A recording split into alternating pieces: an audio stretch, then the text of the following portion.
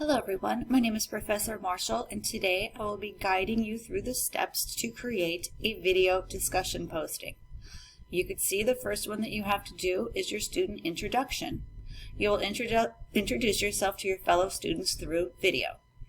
In your video you're supposed to discuss the degree and major you're studying, what are your expectations for courses without books, what would you like your future career to be, and how do you think this course will help you in your future career. So the first thing you would need to do is you click the link that's student introduction. We click that. And then we're going to click start a new thread. You enter a subject. I'm going to call mine Michelle Marshall. If I get intro.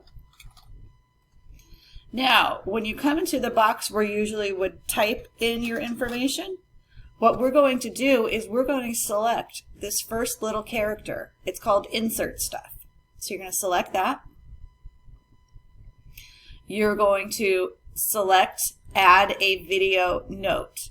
Now you're going to notice when I do this, my camera is going to come on and I'm going to appear. So I'm going to add a video note. I'm allowing access to my camera and my microphone. I click allow, and now I'm going to start a new recording, and there I appear. So I'm going to hit new recording, and you can see it's starting to record over here. I'm going to hit stop recording. I'm going to hit new recording, and you can see it's starting to record over here. I'm going to hit stop recording. Now what I'm going to do is click next. And you can give it a title. My intro. You don't have to give it a description. You want to do your language as English, and then you want to generate the captions. And you hit next. And you can you don't have to really wait for it. You can just click insert.